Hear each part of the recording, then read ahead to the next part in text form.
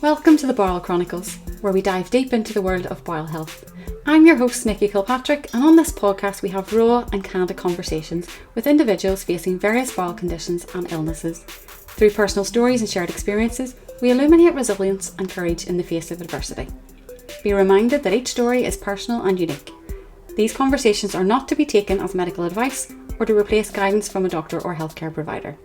Our aim is to inspire and empower through these amazing stories, amplifying voices often unheard. So join us as we embark on this journey together.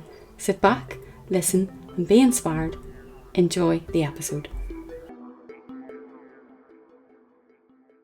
Well, hello everyone, and welcome to another episode of the Bowel Chronicles. I'm your host, Nikki Kilpatrick, and today I'm joined by Tom Wilding. Hey, Tom. Hi, Nikki. You okay? Some of you might recognise him or recognise his voice from his social media content.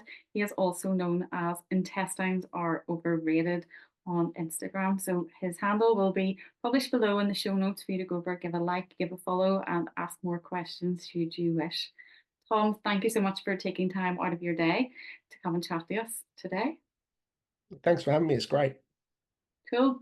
Tom, you have a really, really big passion about men's voices being heard and them sharing their stories. Off the back of you having your own inflammatory bowel disease, you're now living life with a stoma for over a year now.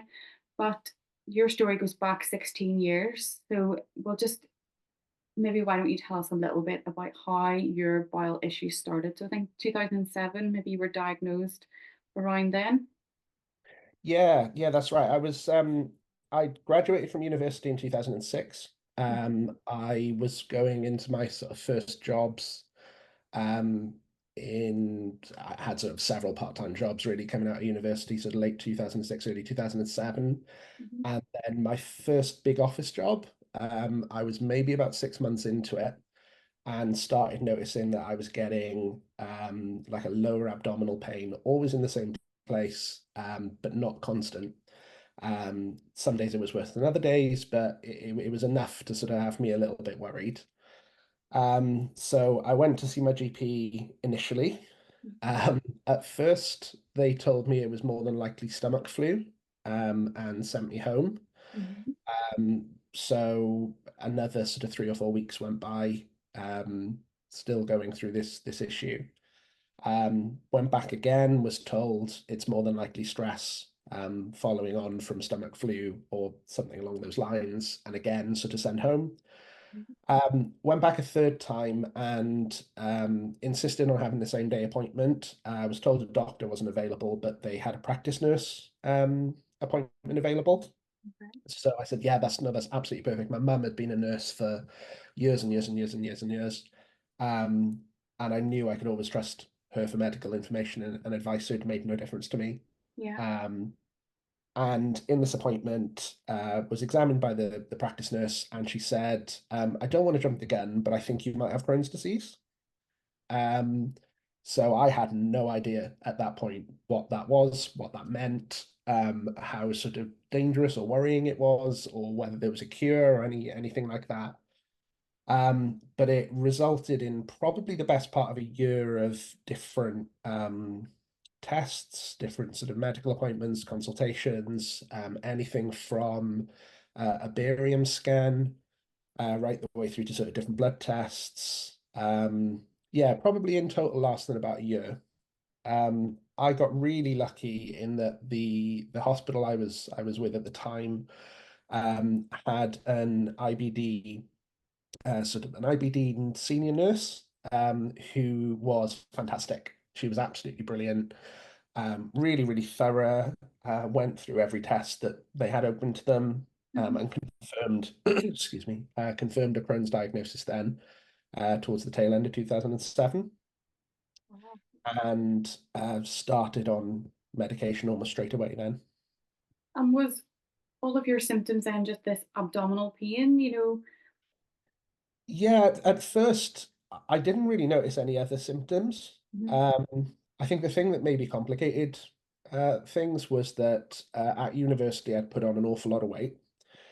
My fitness level wasn't what it was because of that, and obviously university life was a very different sort of pace to what I'd had in school, and and everything. And I think the associated things that came with that, so getting joint pain, getting fatigue, that sort of thing, I think I'd put down to the fact that I put that weight on. Um, but it was when it was the abdominal pain at times was really like really acute, really sort of quite severe in places. And at that point, I hadn't had any sort of issues with any sort of bleeding or anything like that. But it was just that intense pain, always in the same location, that was enough for me to get it checked out, really. Okay. So whenever then they diagnosed you, did they feel, okay, we need to put you on some form of treatment at this stage because the pain was so extensive, or?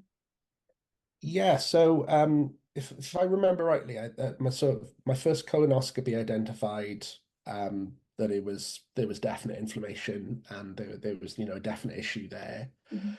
Um, I think at first it was sort of I think they started at the mildest medication that they could and sort of worked up from there. So there was an initial dose of steroids and then there was some other sort of medication that followed that up that got things under control. Mhm. Um, but then over time, so I sort of moved. I went traveling for a while, and my in 2014, for example, I went traveling for 4 months, and my symptoms were really stable. I had next to no issues the whole time I was away, really, which was really lucky. Um, but returning home, I then moved to London, had some sort of maybe some sort of minor life stresses and sort of things associated with that. And it was really from sort of about 2014 onwards that things started getting quite severe and quite serious, with stronger medications, immunosuppressants, biologics, and each one I had sort of didn't last as long as the previous one. So I can't remember the order that I had them in, but the first one lasted about 2 years, the one after that about 18 months, and by the last one I tried, I think they gave it 6 months and said it isn't working and it was time for surgery. Um, Great. so it was yeah, sort of, and then I guess a sort of fairly mild initial few years, and then things sort of went a bit downhill from there, really. I was going to ask, when you were away for that 4 months traveling, do you think, being in a different environment helped? Do you think was your diet different? Yeah, I think that Less all contributed. stress? Yeah, absolutely. I think that all definitely contributed. I was doing things like going on, 20-kilometer hikes, maybe sometimes a couple of times a week, and feeling absolutely fine from doing it, not even really having anywhere near the level of fatigue that I had when I was at home working and that sort of thing. Mhm.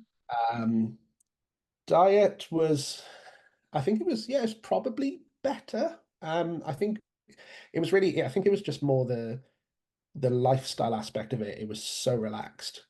Even doing some sort of quite high adrenaline things while I was away, the overall experience was just really chilled. Even trying to get on the right flights or being in the right town at the right time, to catch a bus or something was really easy and it just felt really natural. So I never got that, I think that stress element while I was away. There were a couple of problems. So I spent some time in Fiji, and was told before I went, you've got IBD, don't drink the water out in Fiji, make sure you're drinking tap water and everything. And I stuck to that religiously and completely forgot that ice cubes have water in them. So I did pick up a stomach bug in Fiji for about a week, but weirdly, as bad as that stomach bug was, it didn't trigger my Crohn's. So how I escaped that, I don't know. But I was a little bit unwell for a week, but that's about as bad as it got the whole time I was away. Yeah. And apart from that little blip when you were away, were you almost like in denial because you didn't have any symptoms, living life to the full for the moment, or knowing that it was going to actually creep up in again at some stage? You know, I think a bit of both. I'd had an experience, so to give a little bit of background, one of the reasons I went traveling, and it was a bit of a sobering moment, was I was working for a company in South Wales, doing all of their design and marketing, and they were an engineering firm that created this this sort of bespoke product. They were the only company that made this product. And there was a guy who worked in their factory who was absolutely lovely, real salt of the earth guy. And he was in the canteen in the factory one afternoon complaining of a stomach ache. He said he had a really bad stomach. He was really washing him out. He didn't feel well. He essentially went to the doctors the next day and within a week was diagnosed with bowel cancer. And 6 weeks later, he died. And it was a real it was sort of a thought. I think part of me sort of said, well, look, you have it's not bowel cancer that you have, but there's this idea that you don't know when your IBD might create a situation where you can't do that, where Yeah. you can't go away, or at least if you do go away, you're gonna have to consider a lot more with it, or So that was what really sort of pushed me into going. So I think while I was away, I felt really, really grateful that I was getting the opportunity to do Yeah. it. I was lucky that the whole process was really like straightforward. I didn't really, like I said, I didn't really have any stress while I was away. Mhm. Um, but I think there was a part of me as well all the way through that was really worried that at any minute it would kick off and I'd have to decide what to do. Like, do I go home? Do I tough it out? Mhm. Um, so that was always in the back of my head. But like I say, luckily I managed to do the sort of 4 months that I was hoping to do and it all went well, but I know it could have gone much worse. Yeah. So you come back from 4 months of being away, you end up going through biologics, several treatments, 2 years at a time, some of them, and eventually there's no other options left for you but, but surgery. Was that a decision by your consultant? Was that a decision by you? How did you just come up with, okay, we've got to do a subtotal colectomy here? Um, so I think I always had in the back of my head from the time I was diagnosed and I was given, information packs about what Crohn's was and what it can mean and what it can cause. And, some people end up with having stoma bags and so on. Mhm. I think I'd prepared for that happening right from the start. Yeah. Um, and I was always sort of at some point aware, I was still quite young when I got diagnosed. I was diagnosed when I was sort of 21, 22. Mhm. Um, and I thought, assuming I live until I'm, I don't know, 85, that's a very long time to go with a condition like Crohn's being managed so well, it doesn't affect my life at all. Mhm.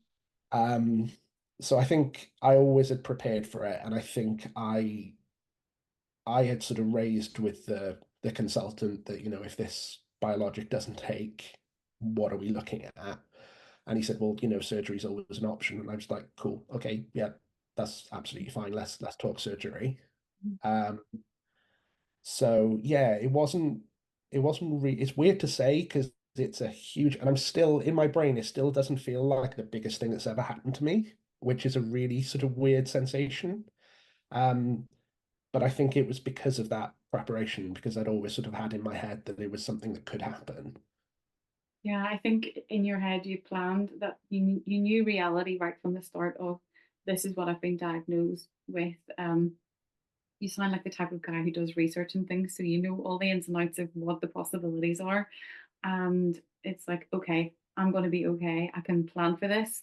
And I know this is kind of on the scale of where I'm going, and one day it might result in surgery. And I know, like from your social media content, you talk a lot about acceptance, and that plays a big part, I think, in our journeys. And even right from the very start, from some diagnosis, right through till surgery and after surgery, and that Mm. appears to be what you have been doing from the very very start of this is where it's going to go. If this doesn't work, I'm going to be faced with surgery. Okay, I'm accepting of having surgery because I know what life is like right now, Yeah.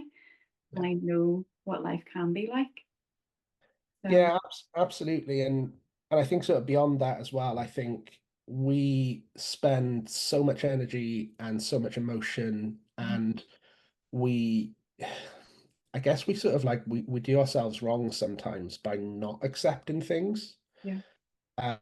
When once you accept something, you can look at the solutions and you can look at how you're going to sort of develop with it. And Whereas if you spend all of your time fighting against it and it's going to happen anyway, you're just more exhausted, you're more emotionally spent, and you're still in the same end place. So I sort of, it's something I've had to learn over a very long time, but definitely with surgery, that was my approach to it.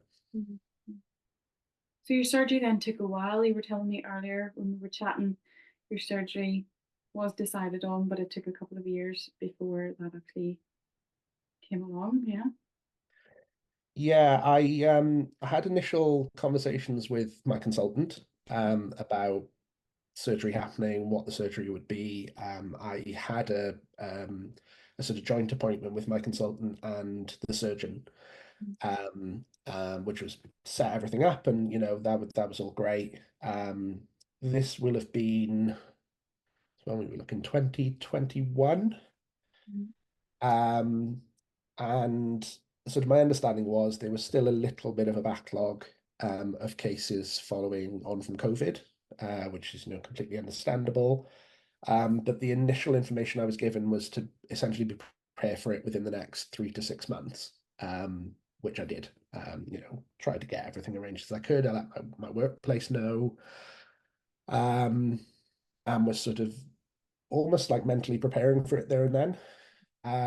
But it actually went on to be 2 years, almost 2 years to the day, before I actually had the surgery. And because of a sort of few various things, those 2 years were completely unmedicated. No steroids, no biologics, nothing sort of stronger than paracetamol really for 2 years. And it was, yeah, it was challenging, I think is putting it nicely. It was a very, very difficult 2 years. So to be 2 years unmedicated, in excruciating pain or left and just waiting, knowing that you're going to have that surgery, and just if I could just get there, things would be different. I how I know you were preparing for surgery. What was going on in your head? Did you tell friends? Did you tell family you were going to have this surgery? What was their response to this life-changing surgery? Um, it's really, really strange. I don't think the majority of people understood what it meant. Mhm. Um, and I mean, I've got to be completely honest. For those 2 years running up to surgery, I did isolate myself an awful lot because it got to a point where I felt like I couldn't really leave the house physically, because my symptoms were so bad. There were several occasions, even sort of walking my dog to the local park, that were just disastrous, just because my symptoms were that bad. Um, and I, so I don't think a lot of people saw how bad things had really gotten. Um, and I think even fewer people really understood what having a stoma meant. Um, and there's been some sort of quite funny conversations with people since I've had the surgery of what they thought it was. So I've had things like people thought that there was going to be like a tube put into me instead of my small intestine coming out. That it was a box and not a bag, and all sorts of things that people just didn't have an understanding of really. Yeah. Um, and I think maybe a few of the people that were closer to me, sort of family in particular, sort of didn't really want to acknowledge it. I think they thought it was quite a big life-changing thing. Mm. And I think because sort of earlier in my life, I wasn't as sort of prepared and sort of accepting of stuff as I am now, I think they were a little bit worried that it would be a massive negative to me, that it would really affect me. Yeah. Um, so it was difficult, but for work, for example, I did things like before I went off for my surgery, I sort of created like the equivalent of a kid's book. So I illustrated a presentation so it looked like a kid's storybook, but it was all about how I was going to have my surgery and what the surgery Wow. was, and what it would mean for me when I came out of surgery. And it was really tongue in cheek, and it was really sort of accessible, Yeah. and made light of it a little bit so that everybody in work knew what was happening. So when I came back from surgery, they knew what I'd sort of gone through and what it meant now. Uh, Wow. so there were things like that I did to sort of because I think what I didn't want is that I didn't want to be going through recovery and having to constantly be telling the same story and constantly sort of be having the same conversations with people. So I tried to sort of front load her as much as I could really and just prep for it before I went in. Yeah, and it helped. It did help a lot. Great job. That's amazing. See, the joys of being a graphic designer. Yes, it has its perks. That's pretty cool. I like that. That's a really epic idea. Well done, you. I'm Thanks. thinking if I ever have to have a full surgery one day, will illustrate a book for me. Just Yeah, give me yeah. yours. Let's do it. Let's do it. We'll get a book deal and everything. I wonder what I would look like. Don't even go there. Your Instagram's full of memes, which does make me giggle, so I don't even want to imagine what I would look like. No, it'd be great. It'd be Something awesome. out of a horror movie. No, not at all. Not at all. Yeah, very good. So you go in and you have a subtotal colectomy. Do you want to Yeah. explain for our audience, our viewers and listeners, watchers, what that means in your own words? Yeah, so I've always sort of thought of it as the removal of all but a very short piece of my large intestine. Mm, Um, so my large intestine is removed. The end then of the small intestine is what's brought out and forms my stoma. mhm, And there's a very small or very short section of large intestine that's then left attached to your anus, essentially, to sort of your back end. And then that's sort of closed off there. So for all but sort of a few inches, it's the removal of your large intestine. mm. Okay. So when you had that surgery done, eventually, Yeah. a year ago now, what was that like waking up after surgery? This all of a sudden adaptation, change of your body, when you seen it for the first time, how did it feel? How did you react? Um, the immediate initial reaction, I still laugh about now, Mm, um, because I only vaguely remember it. But the surgery was a bit more complicated than they expected, and ended up in sort of full open surgery as opposed to sort of keyhole surgery. okay. And I was in recovery for longer than they expected as well because I had some issues with my blood pressure dropping, which they weren't expecting. Mhm, Um, but came back through to the ward and eventually sort of came around from the anesthetic. And I remember waking up. My first reaction, seeing the nurse saying, "You're on the ward, Tom. You're okay. It's fine." And looking down and saying, "Was it full surgery?" And they said, "Yeah." I went, "Oh, okay, that's fine." And then asking for a sick bowl, um, being horribly sick everywhere, saying that's better, and then falling asleep again. Um, so that was my initial reaction, which is not at all what I was expecting. I thought I'd wake up and be really sort of freaked out, or a mm, bit sort of, I thought that's when everything would hit me and I'd be a little bit overwhelmed. Um, but when I came to after that and sort of just looked down again, I think because I'd already accepted it, mm. I just never got that. I never got freaked out by it. I never got upset. I never sort of, and I don't for 1 minute want to discount why anybody would get upset because Oh yeah. obviously it's like Mhm, it's one of the biggest things that can sort of physically happen to you, I guess. It's a massive, massive change. But I just don't ever really remember looking at myself and feeling sad or feeling upset by it.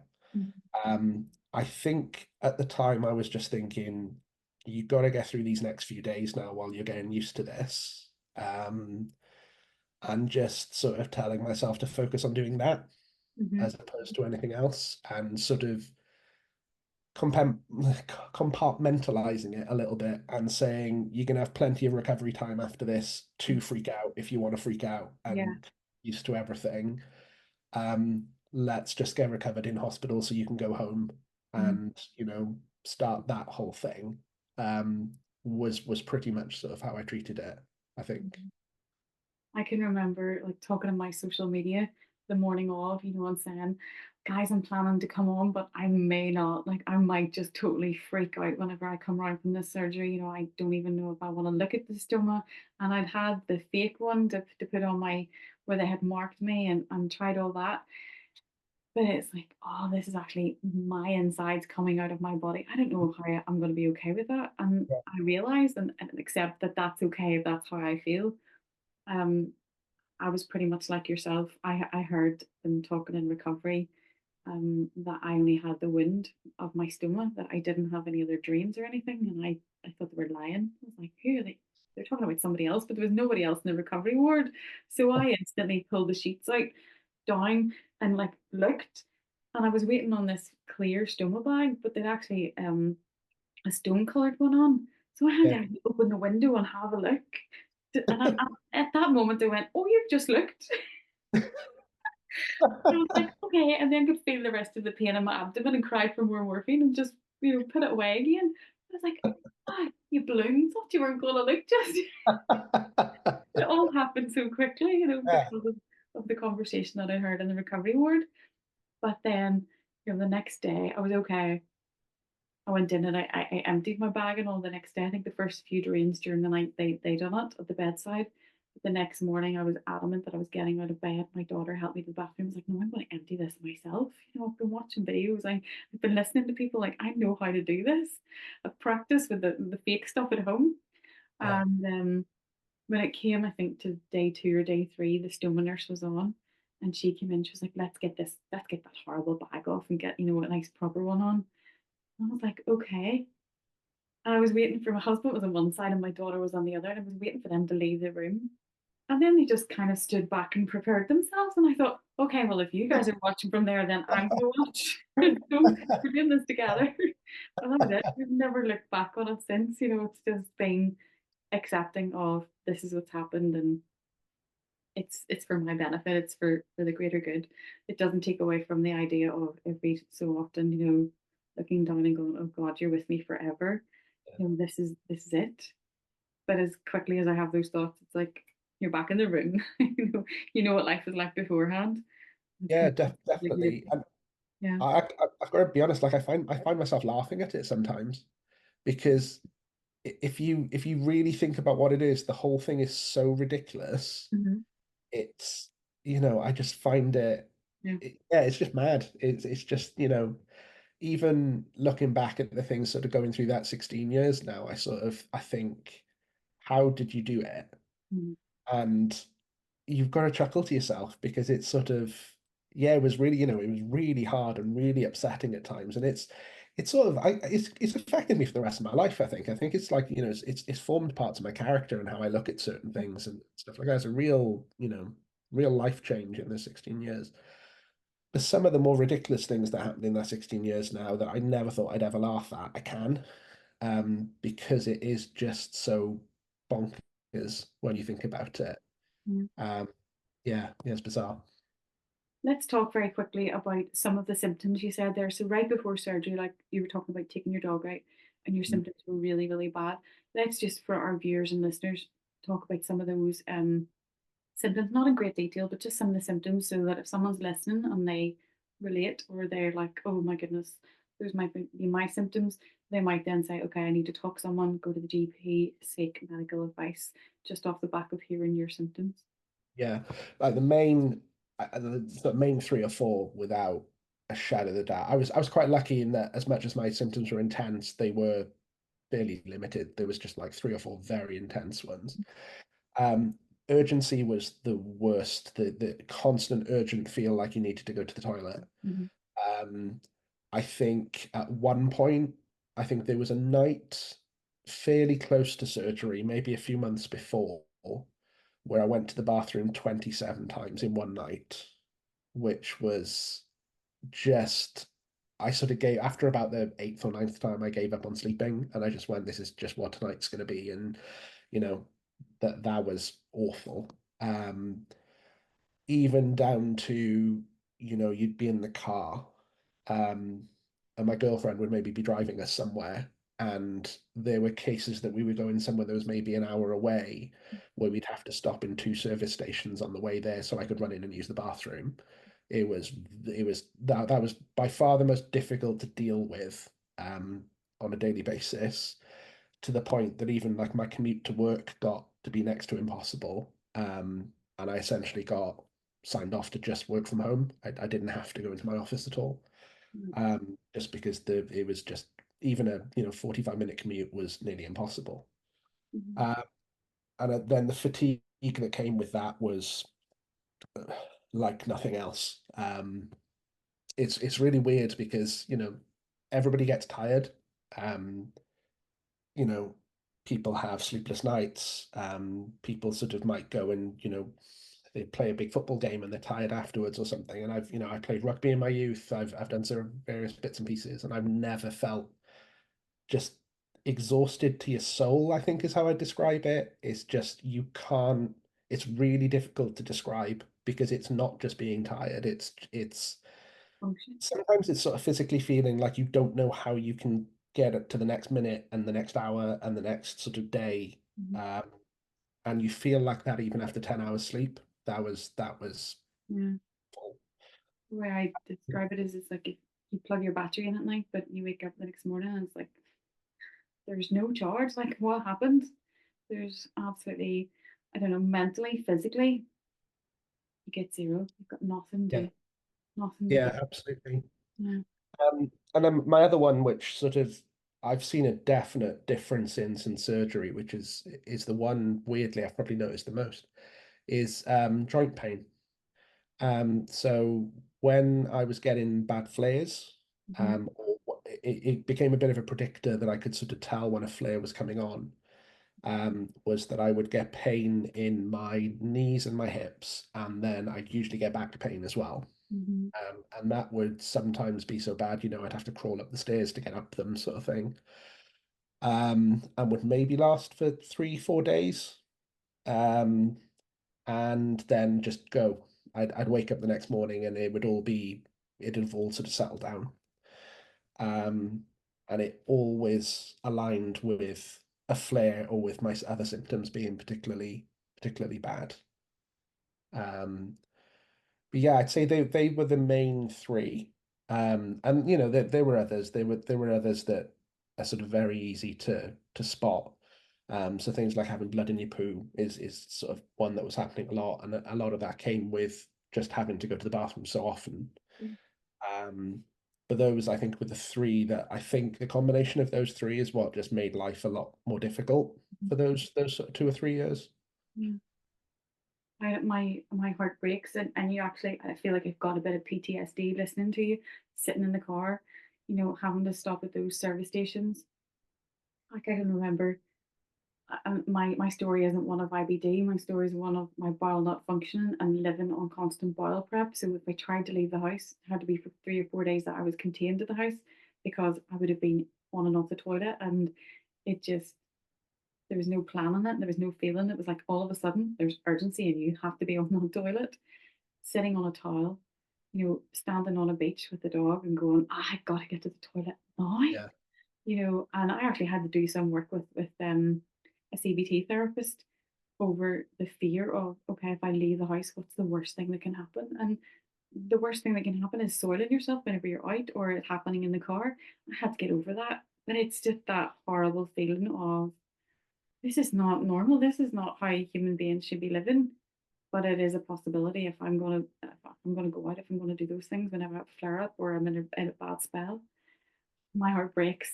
My heart breaks for that. For anyone going through those symptoms, it's not okay. So if you're listening today and you've got any of those symptoms, we're not medical experts. We're just sharing our stories off the back of our own experiences. Go seek medical help. Speak to someone who is a professional and is able to give you guidance on it. Tom, let's talk a little bit about what life has been like then post surgery, Crohn's wise. Any symptoms? How is daily life living with a stoma, and how is your health in general? yeah. So we had a little bit of a chat earlier, and I was saying that I think the recovery took longer than I expected. Mhm. Um, Being honest, because sort of talking to people online and to doctors and the IBD nurses that I had sort of in the run up to surgery who were great. Mhm. as to what to expect. It was sort of, oh, you'll be back on your feet within a few days. You'll be back to normal within about 3 months, and you'll be back to completely fighting fit within 6. And it felt very regimented, and that was like Yeah. everybody's experience. Um, and I think it's only really been for me, sort of my surgery was last May, so it's been, what are we looking at, 15, 16 months now? And I think it's only really been in the last 3 or 4 months that I've started feeling, um, I guess what I'd class as normal. I think the difficulty has been, like I say, that 3 years leading up to surgery was so difficult that I'm still working out what normal is. Mhm. Mm. Um, I'm working full time. I'm commuting into the office 2 days a week now. I'm fairly active in terms of sort of going out and about and that sort of thing. Um, so I think that part's sort of always different for everybody. I think there are some people that are sort of more physically fit than me, or sort of, I guess, who maybe didn't have that few years where their sort of condition worsened, maybe, whereas for one reason or another, they've had the surgery sort of a lot quicker or a lot slower than I did, that can recover a lot quicker. Um, Physical fitness is definitely a big help, I think, for improving that overall recovery. I think the more um, physically healthy, and I'm not talking about being, ripped and being Yeah. a gym and all of that, but I definitely definitely wish I'd been a bit more physically fit before my surgery. Mm. Um, but I mean, other parts of my recovery, I've got to be completely honest, and I almost hate saying this because I know that there's a lot of people that have lots of different struggles. Definitely something that sort of being part of the IBD community over the last year has taught me is that there's absolutely never a one size fits all solution to anything. Everybody's different. Everyone has different experiences. All of those experiences are equally as valid. Mhm. Um, and I think from my perspective, I've had very few real challenges since my stoma surgery. Initial physical recovery, like I say, was slow, and there was getting used to the bags. And I've had a couple of leaks. I'd say probably in the last 15 months, I've had maybe 3 small and 1 big leak. Mhm. Um, Whereas, I almost had a worry before surgery that I was going to be having them, a few times a week, and it was going to be really difficult to manage, but that's just not been my experience. Um, and I generally find it quite easy to deal with on a daily basis. That's not to say it's not a pain. Like there are days when you just go, I could really do without waking up at 3 a.m. to have to empty my bag. Or silly things like some of the t-shirts that I own from before surgery aren't long enough to cover the bottom of my stoma bag, which Right. I hate. And that's such a small thing to be annoyed by, but it's something I wouldn't even have to think about if I didn't have a stoma bag. Yeah. So I tend to find there's little things like that you notice. The big things, they are there, they do happen. Mhm. Um, but I think I've been quite lucky.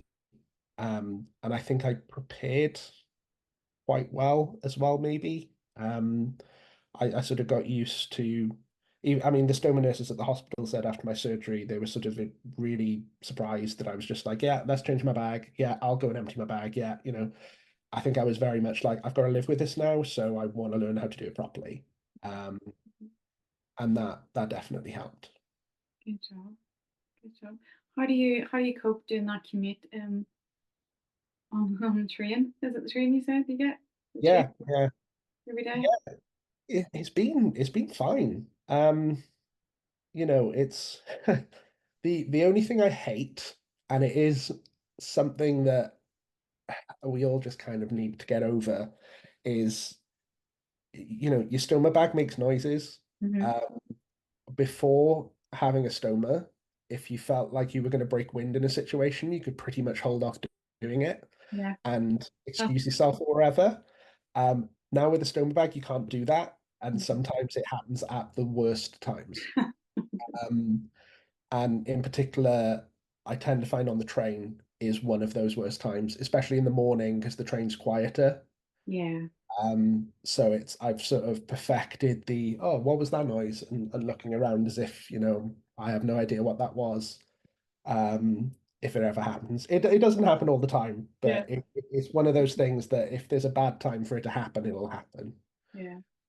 But the actual practical side of things, I find pretty straightforward. Like I say, I do prepare, so I have a little a sort of small satchel bag that I take pretty much everywhere with me that has two back changes worth of everything in there. So there's a release spray, there's some dry wipes, there is two stoma bags, a couple of disposal bags, things like that, and I take that pretty much everywhere. Yeah.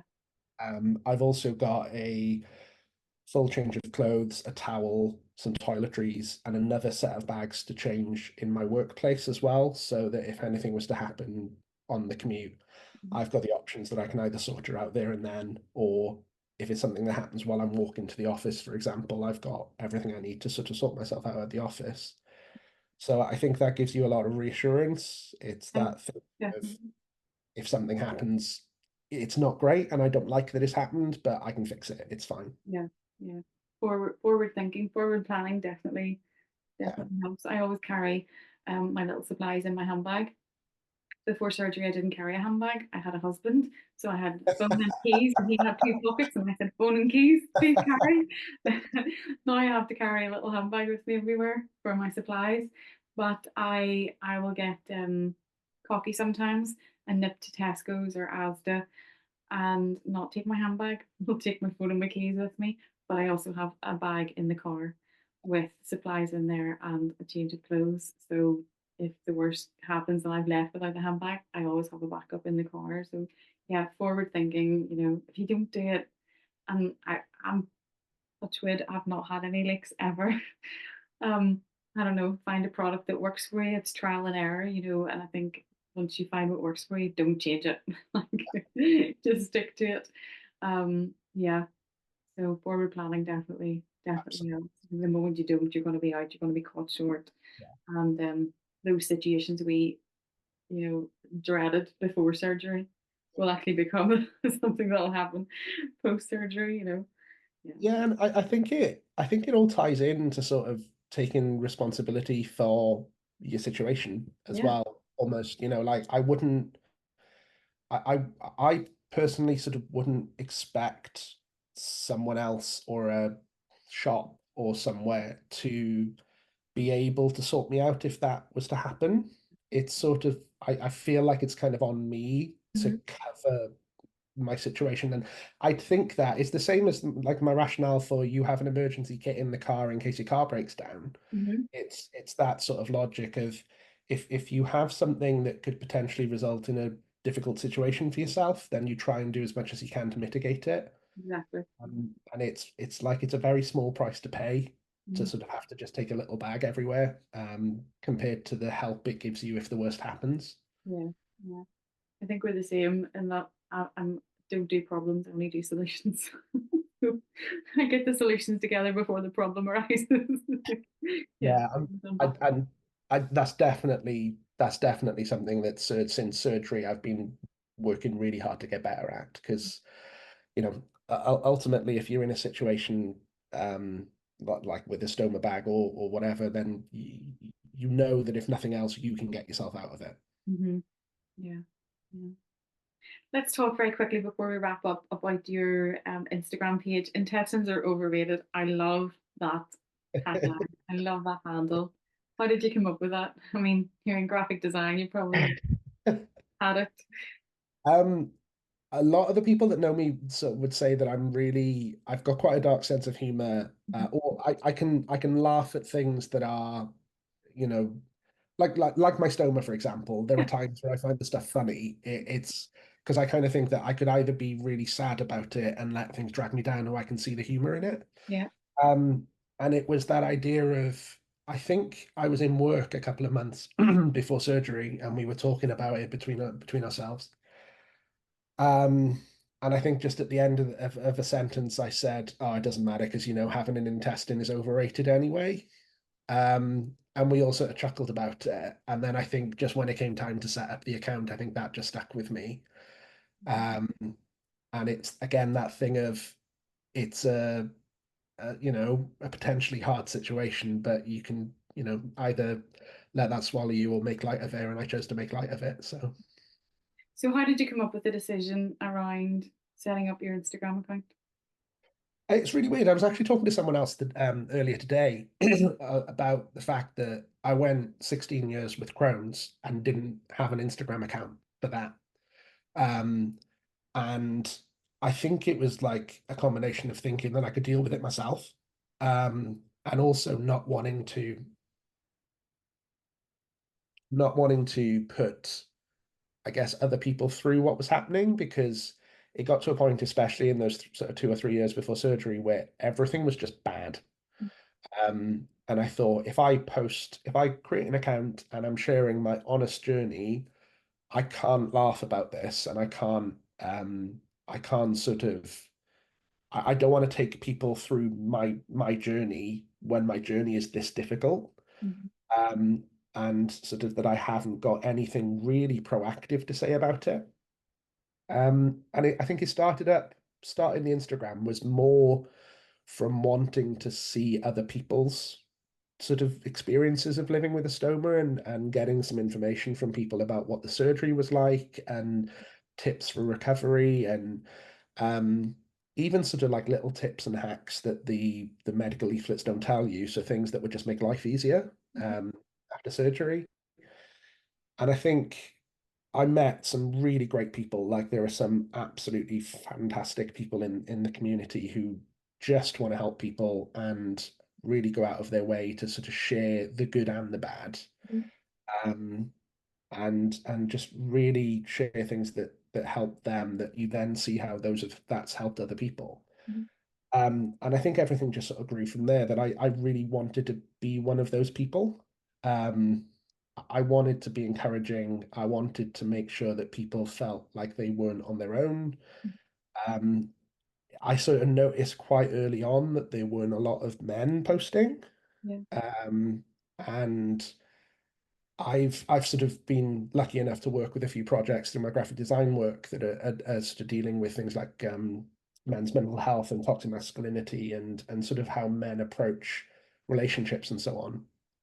And I know from that men find it a lot more difficult to talk about their health, to talk about their mental health in particular, Mhm. um, and to share their experiences. Mhm. And that's for a lot of different reasons. But I sort of thought, well, I started on Instagram to find other men who had gone through what I was about to go through, so I could learn from them. Yeah. So, are there other men out there doing the same, and can I be that for them? Mhm. And it all just sort of grew from that. Um, and like the memes were purely from like I said earlier, I find a lot of the experiences quite funny because they are just so Mhm. bonkers. And I think you can find a lot of humor in just how um, completely mad a lot of this sort of IBD and stoma life experience is. Mhm.